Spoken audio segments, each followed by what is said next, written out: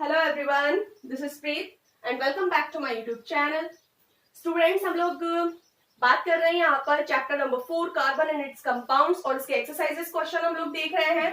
Last video में हम लोग कर चुके हैं एक्सरसाइज क्वेश्चन के 5th क्वेश्चन तक और आज हम स्टार्ट करने जा रहे हैं इस चैप्टर का क्वेश्चन नंबर 6। ओके, तो लेट्स स्टार्ट। तो देखिए question number 6, what is an homologous series.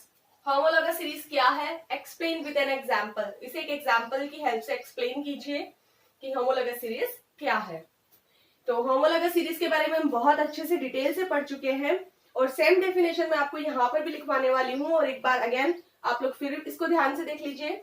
Homologous series, A series of compounds with the same functional group.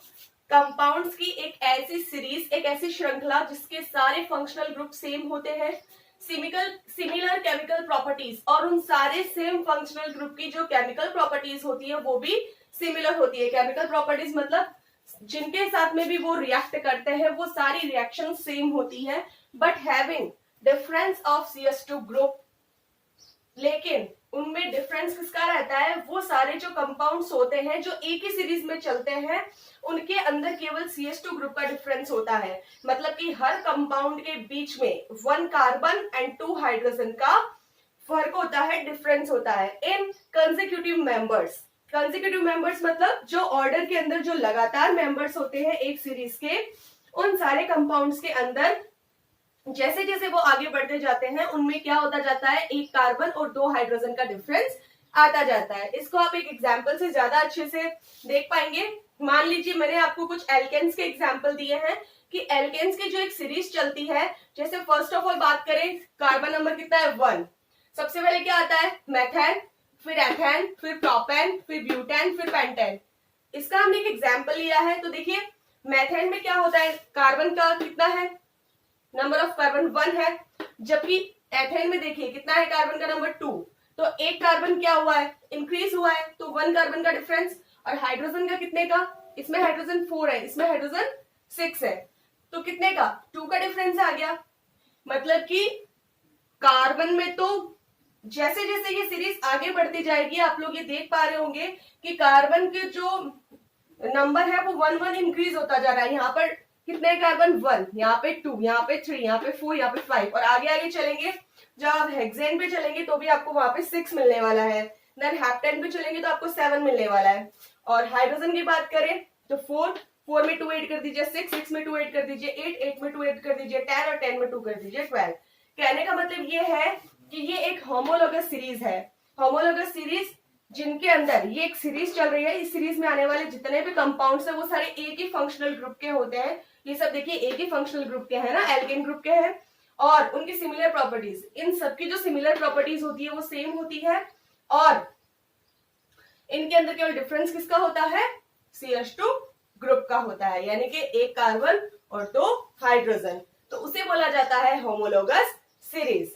ठीक है, तो देखिए नेक्स्ट एक बच्चों यहाँ पर ये लाइन एक आप लोग और लिख लीजिएगा। They have different physical properties. उनकी केमिकल प्रॉपर्टीज सेम होती हैं बट जो फिजिकल प्रॉपर्टीज होती हैं वो उनकी डिफरेंट होती है। तो आप इस क्वेश्चन को नोट डाउन कर लीजिए एक बार।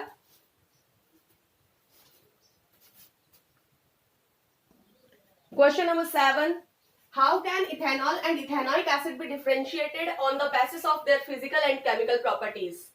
यहाँ पर आपको बताना है इथेनॉल और इथेनॉइक एसिड जो होते हैं उनके अंदर क्या डिफरेंसेस होते हैं, और वो भी किस बेस पर? उनकी फिजिकल और केमिकल प्रॉपर्टीज दोनों के बेस पे। तो बच्चों देखिए यहाँ पर अगर हम केमिकल प्रॉपर्टीज की बात करें तो केमिकल प्रॉपर्टीज का जब हम कर रहे थे इन टेक्स्ट क्वेश्चन, तो वहां पर एक क्वेश्चन आया था कि एथेनॉल और कार्बोक्सिलिक एसिड, यानी कि जो एल्कोहल है और कार्बोक्सिलिक एसिड है उनमें क्या डिफरेंशिएट होता है, केमिकल प्रॉपर्टीज के बेस पे बताना था। तो कार्बोक्सिलिक एसिड के बेस पे हमने किसके बारे में बताया था? वहां पर हमने इथेनॉइक एसिड के बारे में ही बताया था, और एल्कोहल के अंदर हमने इथेनॉल के बारे में ही बताया था। तो जो केमिकल प्रॉपर्टीज थी उसकी बात हम लोग कर चुके थे। अगेन यहाँ पर हम लोग लिखेंगे इसका आंसर, लेकिन फिर भी केमिकल प्रॉपर्टीज को सिर्फ हमें एक बार रिवाइज ही करना है कि जो केमिकल प्रॉपर्टीज की अगर हम लोग बात करें तो इथेनॉइक एसिड में हमने देखा था कि इथेनॉइक पीछे क्या लग रहा है? एसिड लग रहा है। एसिड पीछे लग रहा है, इट मींस इसमें एसिडिक नेचर होता है। तो एसिडिक जो होते हैं वो क्या होते हैं, बेस के साथ में रिएक्ट करते हैं और क्या बना देते हैं, salt plus water, neutralization reaction. But ethanol में ऐसा कुछ भी नहीं होता है, they do not react with bases, ठीक है। और एक और केमिकल रिएक्शन हमने देखी थी उनमें कि ये जो एथेनोइक एसिड होता है वो सोडियम कार्बोनेट और सोडियम हाइड्रोजन कार्बोनेट दोनों के साथ में रिएक्ट करते हैं और बना देते हैं कार्बन डाइऑक्साइड बनाते हैं, और कार्बोक्सिलिक एसिड के जो सोडियम सॉल्ट है वो भी बनाते हैं। और वहां पर क्या होती है, एफरवेसेंस होती है। क्यों, क्योंकि वहां पे क्या निकलती है, CO2 रिलीज होती है। तो एफरवेसेंस यानी कि एक छल्ले नुमा कुछ जो है बनता है, वहां पर बुदबुदाहट होती है because of the evolution of CO2। लेकिन एथेनॉल के अंदर ऐसा कुछ भी नहीं होता है। Ethanol is not react with sodium carbonate या सोडियम हाइड्रोजन कार्बोनेट, है ना। और अगर फिजिकल प्रॉपर्टीज की बात करें तो हमने इनकी प्रॉपर्टीज देखी थी एथेनॉल की और एथेनॉल की, कि जो एथेनॉल होता है उसकी जो आपकी जो स्मेल होती है वो बहुत ही प्लीजेंट होती है, बहुत ही स्वीट स्मेल होती है। जबकि जो एथेनॉइक होता है उसकी स्मेल कैसी होती है, जो एथेनॉइक एसिड आपका होता है उसकी स्मेल होती है लाइक विनेगर, है ना। और विनेगर एथेनॉइक एसिड से बनता है तो थोड़ी सी अजीब सी स्मेल होती है इसकी। और देन अगर मेल्टिंग पॉइंट और बॉइलिंग पॉइंट की बात करें तो एथेनॉल से ज्यादा होते हैं मेल्टिंग और बॉइलिंग पॉइंट दोनों ही एथेनॉइक एसिड के। तो ये आ जाएंगे आपके फिजिकल प्रॉपर्टीज में। और अगर केमिकल प्रॉपर्टीज में आप एक और देखना चाहें तो लिटमस पेपर का ले लेंगे। जैसे कि एथेनॉल जो होता है उसमें एसिडिक नेचर होता है ना बेसिक नेचर होता है। तो एथेनॉल होता है वो लिटमस पेपर के साथ में कोई भी रिएक्शन नहीं देता। लेकिन एथेनॉइक एसिड क्या है, एक एसिड है। तो जो एसिड करेगा लिटमस पेपर के साथ में वही क्या करेगा, एथेनॉइक एसिड भी करेगा। तो एसिड क्या करते हैं, एसिड जो है लिटमस पेपर को ब्लू टू रेड में चेंज कर देते हैं। तो एथेनॉइक एसिड भी वही करने वाला है। तो फर्स्ट ऑफ ऑल हम लोग बात करते हैं फिजिकल प्रॉपर्टीज की, देन हम करेंगे केमिकल प्रॉपर्टीज, ठीक है। तो इसका आंसर हम लोग लिख लेते हैं। तो देखिए यहाँ पर physical properties, differences on the base of physical properties, ethanol and उस तरफ ethanoic acid having a sweet smell, और इथेनॉइक एसिड जो होते हैं having a vinegar like smell. Second point is having a burning taste, और ethanoic acid का जो test होता है वो होता है शॉर टेस्ट, यानी कि खट्टा होते हैं ये टेस्ट के अंदर, तो having a sour taste. Third point is melting points is, melting point कितना होता है इसका, पॉइंट्स नहीं सॉरी यहाँ पर पॉइंट आएगा। Melting point is 156 kelvin and ethanoic acid का जो मेल्टिंग पॉइंट होता है 290 केल्विन। यानी कि एथेनॉइक एसिड के जो मेल्टिंग पॉइंट होते हैं वो इथेनॉल के बजाय बहुत ज्यादा, इसके कंपैरिजन में बहुत ज्यादा होता है मेल्टिंग पॉइंट। क्योंकि हमने पढ़ा भी था कि विंटर सीजन के दौरान ये बहुत ज्यादा जब ठंड होती है तो जो इथेनॉइक एसिड होते हैं वो जम जाते हैं, इसलिए इन्हें ग्लेशियल इथेनॉइक एसिड भी या ग्लेशियल एसिटिक एसिड भी बोला जाता है। इसलिए इसका मेल्टिंग पॉइंट इथेनॉल के बजाय बहुत ज्यादा होता है। Fourth point is boiling point is 351 kelvin, जबकि एथेनॉइक एसिड का बॉइलिंग पॉइंट 391 केल्विन। तो बॉइलिंग पॉइंट भी इसका एथेनॉइक एसिड का इथेनॉल से ज्यादा ही होता है। तो ये कुछ फिजिकल प्रॉपर्टीज है इसकी, तो इनका स्क्रीनशॉट ले लीजिए। नेक्स्ट हम देखते हैं केमिकल प्रॉपर्टीज के बेस के ऊपर इन दोनों के अंदर क्या क्या डिफरेंसेस होते हैं।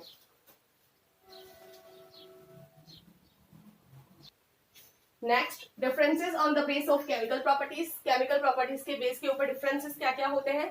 Ethanol, first is no reaction with litmus paper, ये लिटमस पेपर के साथ में किसी भी तरह की रिएक्शन नहीं देते हैं। जबकि इथेनॉइक एसिड जो कि खुद एक एसिडिक नेचर के होते हैं, तो litmus paper turns blue to red. तो इनके साथ में लिटमस पेपर जब इनके कनेक्ट में आता है तो क्या होता है, ब्लू से रेड हो जाता है। नेक्स्ट डिफरेंसेस, नो एफरवेसेंस, इसमें किसी भी तरह के एफरवेसेंस नहीं होते हैं। बट इथेनॉइक एसिड में effervescence due to evolution of CO2 in this reaction. लेकिन एथेनॉइक एसिड में एक रिएक्शन होती है किसके साथ में, सोडियम कार्बोनेट के साथ में होती है एथेनॉइक एसिड की, जिसके अंदर CO2 बनती है, जिसकी वजह से CO2 के इवोल्यूशन से वहां पर क्या होते हैं, एफरवेसेंस होते हैं। तो रिएक्शन भी लिख दिया हमने साथ में। Next point is do not react with base, ये जो इथेनॉल होते हैं वो बेस के साथ में रिएक्शन नहीं देते हैं, जबकि इथेनॉइक एसिड जो एसिडिक नेचर के होते हैं वो बेस के साथ में बहुत ही अच्छी तरीके से रिएक्शन देते हैं और सॉल्ट बनाते हैं। तो यहाँ पर आप लोग लिख सकते हैं क्या कि react with base and form salt. तो रिएक्शन लिख दीजिए, एथेनॉइक एसिड की NaOH एक बेस है, उसके साथ में रिएक्शन करवा दी गई है। तो क्या बन रहा है वहां पे, सोडियम एसिटेट और साथ में वाटर। तो ये हो गई केमिकल प्रॉपर्टीज के बेस पे कुछ डिफरेंसेस। आप इनके स्क्रीनशॉट ले सकते हैं या इन्हें नोट डाउन भी कर सकते हैं, कर लीजिए।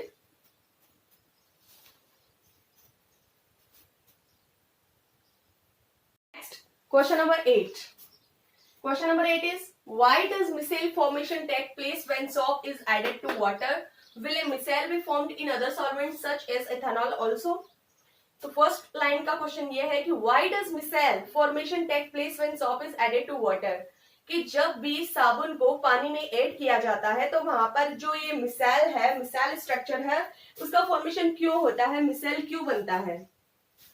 तो फर्स्ट क्वेश्चन का जो आपका आंसर होगा बच्चों वो होगा कि जो सोप होती है उसके दो एंड्स होते हैं। सोप की स्ट्रक्चर जो है वो हमने देखी थी। पहली बात तो जो सोप होती है वो सोडियम पोटेशियम के सोल्ट्स होते हैं, फैटी एसिड्स होते हैं। तो जो सोप की स्ट्रक्चर होती है वो इस तरीके की होती है कि उसके अंदर दो एंड्स होते हैं, जिनमें एक एंड जो होता है वो उसे बोला जाता है हाइड्रोफोबिक एंड, एक एंड जो होता है वो उसका होता है हाइड्रोफिलिक एंड। तो इसके अंदर से जो हाइड्रोफिलिक होता है, hydrophilic is a polar part, okay. वो नेचर में कैसा होता है, पोलर होता है, ध्रुवीय होता है। तो जो हाइड्रोफिलिक होता है which is polar in nature, वो क्या होता है, सॉल्युबल होता है वाटर के अंदर। और जो हाइड्रोफोबिक होता है, जैसा कि मैंने आपको पहले भी बताया था, फोबिक, उसको फोबिया है, उसको डर है पानी से, तो जिसे डर है वो वाटर के अंदर क्या होगा, इनसॉल्युबल होगा। यानी कि जो आपका हाइड्रोफिलिक जो एंड है वो नेचर में पोलर है और वाटर के अंदर सॉल्युबल है, और जो दूसरा एंड आपका है सॉप का वो है हाइड्रोफोबिक है और वो नॉन पोलर है। एंड जो हाइड्रोफोबिक है वो वाटर के अंदर इनसॉल्युबल है।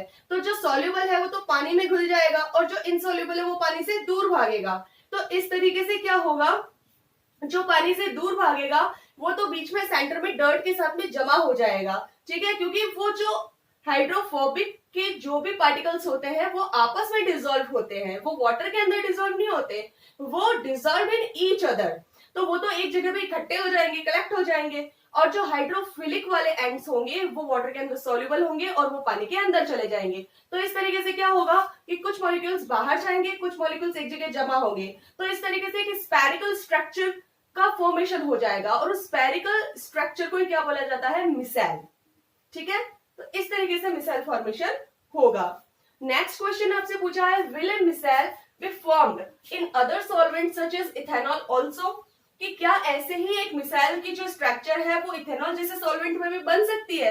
यानी कि ये जो मिसाइल है वो वाटर में बन रही है, तो क्या इथेनॉल में भी बन सकती है? बिल्कुल नहीं बन सकती, बिकॉज जो इथेनॉल है उसके अंदर ये जो सोडियम के जो फैटी एसिड्स हैं, जो सॉल्ट के फैटी एसिड्स हैं, वो इनसॉल्युबल होते हैं, ठीक है। क्योंकि जो आपका इथेनॉल है वो नॉन पोलर है, तो आपके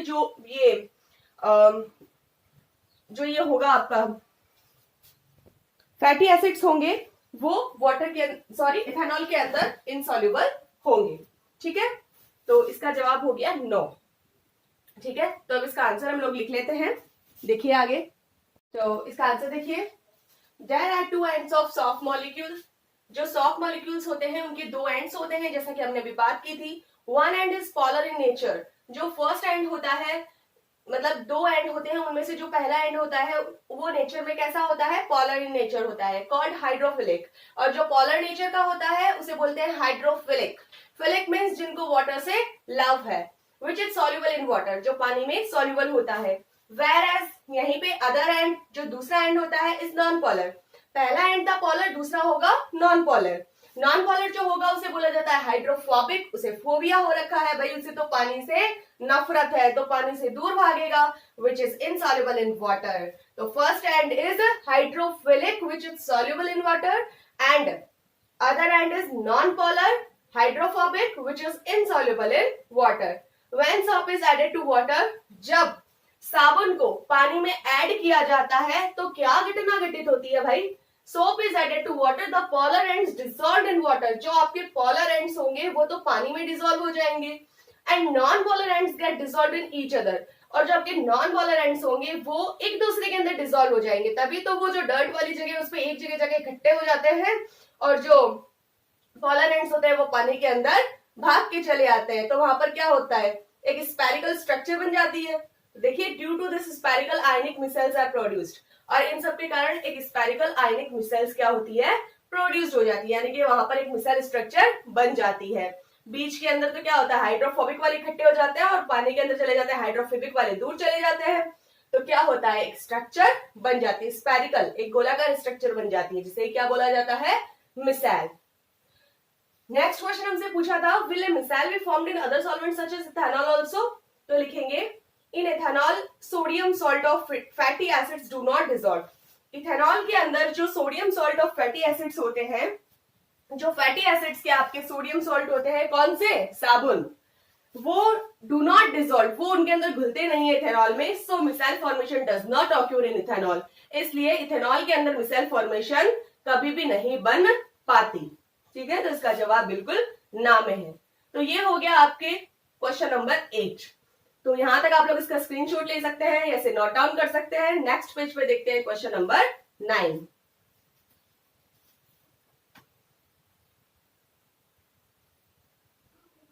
नेक्स्ट क्वेश्चन नंबर 9 की बात करें अगर हम लोग, why are carbon and its compounds used as fuels for most applications? Carbon और इसके कंपाउंड को फ्यूल्स के रूप में मोस्ट एप्लीकेशंस, मतलब मोस्टली जितने भी काम है फ्यूल्स के जो काम होते हैं उनके अंदर कार्बन और इसके कंपाउंड को ही यूज क्यों किया जाता है, मतलब ईंधन के रूप में ज्यादा से ज्यादा कार्बन या इसके कंपाउंड्स को यूज क्यों किया जाता है? तो जब हमने केमिकल प्रॉपर्टीज देखी थी कार्बन की, तब हमने देखी थी कंबस्टन की एक प्रोसेस, ठीक है, वहां पे हमने देखा था कि जैसे ही आप कार्बन या इसके कंपाउंड को ऑक्सीजन के साथ में रिएक्ट करवाते हैं तो आप देखते हैं कि वहां पर कार्बन डाइऑक्साइड बनती है, और वो जो कार्बन डाइऑक्साइड बनती है उसके साथ में a large amount of heat and light, उसके साथ में क्या बनती है, बहुत ही बड़ी अमाउंट के अंदर हीट और लाइट बनती है, और हीट, एनर्जी और लाइट ही क्या होती है, जरूरी होती है मोस्ट ऑफ एप्लीकेशंस फ्यूल्स की फॉर्म में। तो यही रीजन है कि कार्बन और इसके कंपाउंड्स को फ्यूल्स में यूज किया जाता है, एज ए फ्यूल्स उनको यूज किया जाता है, क्योंकि वो जब ऑक्सीजन की प्रेजेंस के अंदर रिएक्ट करते हैं तो बहुत ही ज्यादा अमाउंट के अंदर लाइट और हीट पैदा करते हैं। ठीक है, तो इसका आंसर हम लोग लिख लेते हैं। तो आंसर देखिए कुछ इस तरीके से लिखा जाएगा इसका, when carbon is burned in presence of air और ऑक्सीजन, जब कार्बन को एयर या ऑक्सीजन की प्रेजेंस में बर्न किया जाता है तो ये CO2 फॉर्म करती है, यानी कि CO2 बनाती है। During the formation of CO2 बनने के दौरान a large amount of heat and light is produced, एक बहुत ही लार्ज अमाउंट, बहुत ही बड़ी मात्रा में हीट और लाइट प्रोड्यूस्ड होती है। जैसे कि एक एग्जांपल देखिए, कार्बन को आप ऑक्सीजन के साथ में रिएक्ट करा रहे हैं, मींस आप जला रहे हैं, तो क्या बन रहा है, कार्बन डाइऑक्साइड, और साथ में क्या हो रहा है, हीट एंड लाइट। इसी तरीके से अगर आप किसी कार्बन के कंपाउंड की बात करें, मान लीजिए हमने कार्बन का कंपाउंड लिया मेथेन CH4, इसे जब आप ऑक्सीजन के साथ में रिएक्शन करवाएंगे तो ये बनेगा कार्बन डाइऑक्साइड, साथ में वाटर और साथ में हीट एंड लाइट। तो यही रीजन है कि कार्बन और इसके कंपाउंड्स को फ्यूल्स के रूप में यूज किया जाता है फॉर मोस्ट एप्लीकेशंस। ठीक है, तो यहां तक आप लोग इसे नोट डाउन कर लीजिए।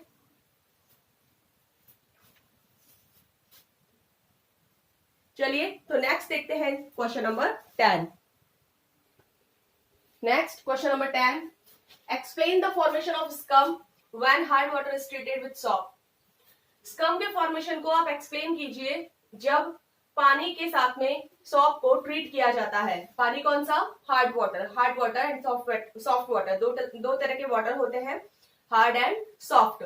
तो जो आपका सोप होता है, हमने ये चीजें पढ़ी भी है कि जो आपका सोप होता है वो केवल और केवल सॉफ्ट वाटर के साथ में रिएक्ट करता है, ना कि हार्ड वाटर के साथ में, और जो डिटर्जेंट होता है वो दोनों के साथ में रिएक्ट करता है।